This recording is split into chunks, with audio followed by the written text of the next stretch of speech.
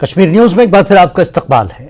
JKP کے صدر الطاف بخاری نے زین پورہ شوپیاں کا دورہ کیا۔ الطاف بخاری نے دہشت گردوں کے رشتہ داروں کی سرکاری ملازمت سے برطرفی کے حوالے سے LG انتظامیہ کے اقدام کی ستائش کی۔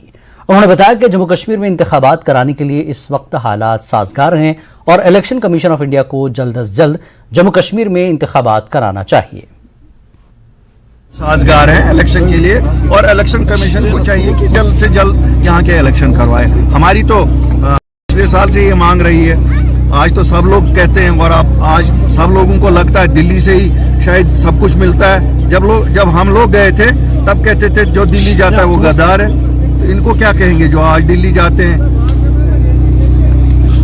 تو سر ایک اور سوال ہے، حال ہی میں جو LG نے یہ اعلان کیا ہے کہ جو 55 لوگ تھے جو ملٹنٹس سے ریلیٹڈ ہے ان کی نوکریاں چھینی گئی ہے، تو اس پہ کیا کہیں گے؟ میں آپ کو دو چیزیں بڑی کھل کے بتاؤں گا، اس میں کوئی ناراض ہونے والی بات نہیں ہے۔ اگر کوئی ملیٹنسی میں صحیح معنوں میں انوالوڈ ہے جس کی وجہ سے ہمارے لوگوں نے ددارا اٹھایا ہو، مجھے تو لگتا نہیں ہے کہ اس کو کوئی انصاف ملنا چاہیے۔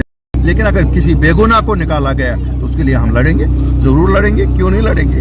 ہمارا کام ہے ہم ہر اس شخص کی مدد کریں جو بے گناہ ہوگا۔ CPIM کے سینئر لیڈر محمد یوسف تارگامی نے پارلیمنٹ میں کشمیر کی صورتحال کو لے کر دیے جانے والے بیانات کو افسوسناک قرار دیا۔ ان کا کہنا ہے کہ کشمیر کی صورتحال پارلیمنٹ میں دیے جانے والے بیانات کے برعکس ہے۔ انہوں نے بتایا کہ گجرات سے آئے ہوئے ٹھگ کو سیکیورٹی فراہم کر کے اس کو VIP سلوک کیا جاتا ہے۔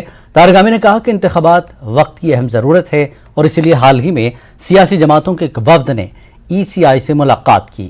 تارگامی نے میں ورکروں سے خطاب کیا۔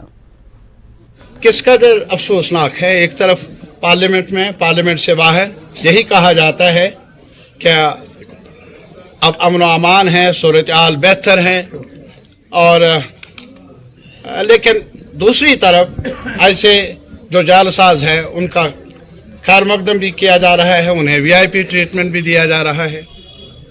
اور یہاں بھی روزگار کے بارے میں بہت کچھ آج تک کہا گیا۔ 2019 کے بعد جموں کو روزگار ملے گا، وہاں کے بچوں کو، بچیوں کو، کشمیر کے نوجوانوں کو، لیکن ابھی مدت کے بعد ایڈورٹیزمنٹ ہوا اور وہ بھی ایک داغدار کمپنی کے حوالے کیا گیا۔ ہمارے بچوں نے احتجاج کیا تو احتجاج میں لاٹھی چارج ملی، اور پہلی بار اب جموں والوں کو گلا نہیں ہے، کیونکہ پہلے کشمیر پر لاٹھی چارج ہوا کرتا تھا لیکن اب جموں کو بھی شامل ہونا پڑا لاٹھی چارج میں۔ پولیٹیکل پارٹیز کا ایک وفد بھی ملا الیکشن کمیشن سے اور یہی درخواست کی گئی وہاں کہ پورے ملک میں ایک ہی خطہ بچا ہے جہاں اسمبلی نہیں ہے 2018 سے۔ یہ افسوسناک بھی ہے اور ساتھ ہی ساتھ کانسٹیٹیوشن کے دائرے کے بالکل مترادف ہے، خلاف ہے، اور اسی وجہ سے ہماری مانگ یہی رہی ہے وہاں بھی ہمارے رہنماؤں نے کہ جموں کشمیر میں عوام کے پاس کوئی دروازہ نہیں ہے جہاں وہ اپنی مشکلات کا ازالہ، مشکلات کو پیش کر سکے اور رابطہ رکھ سکے ایڈمنسٹریشن کے ساتھ۔ افسروں کا راج ہے، وہ عوام کے مسائل کو، عوام کے دکھ درد کو پہچاننے سے انکار کر رہے ہیں، سمجھتے نہیں ہیں۔